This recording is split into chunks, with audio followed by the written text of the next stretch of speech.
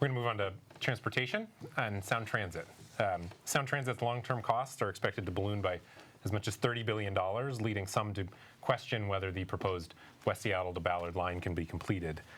Both of you have said you want to complete that line, but what can you as mayor do to make this happen? And could that include perhaps a Seattle-specific tax or approach to make that happen separate from Sound Transit?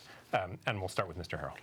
So that's really not on the table, the Seattle approach. I want to deliver to West Seattle and Ballard what the voters were promised, and that is light rail to Ballard and West Seattle. So what we've done is we looked at it, and we've actually hired a former deputy director of Sound Transit and an interim director of that $50 billion organization, Brooke Bellman, who's starting on my administration as we speak. So what we're doing is we staffed it up. A Sound Transit civic projects, much like we managed a waterfront, which is beautiful by any standards, we're staffing up to make sure that we could save as much money as possible. And we're going to show the other cities, the other jurisdictions on Sound Transit. I sit on the System Expansion Committee. I sit on the Executive Board. We're making sure that light rail will get there, number one, but we'll do everything possible to cut the red tape. And eventually that saves hundreds of millions of dollars if we do it the right way, and that's what we're doing right now. Ms. Wilson. Yeah, I mean, first of all, I'll say that the current administration has not done nearly what they could in terms of streamlining permitting and making it easier for Sound Transit projects within Seattle to move forward in a timely manner.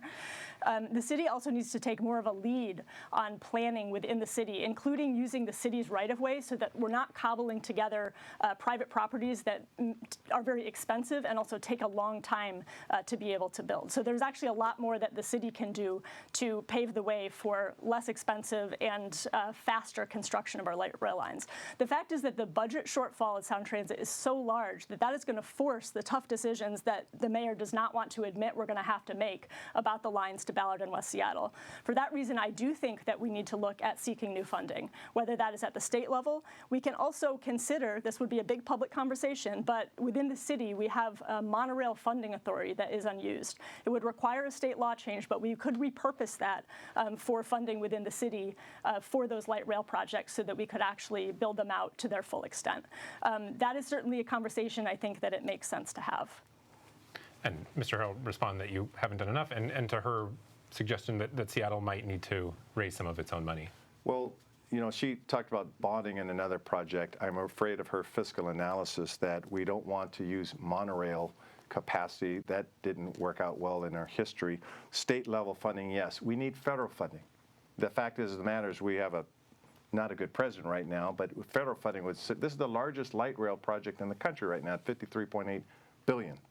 So again, I don't think my opponent has a appreciation for all of the work that all of our city employees are doing.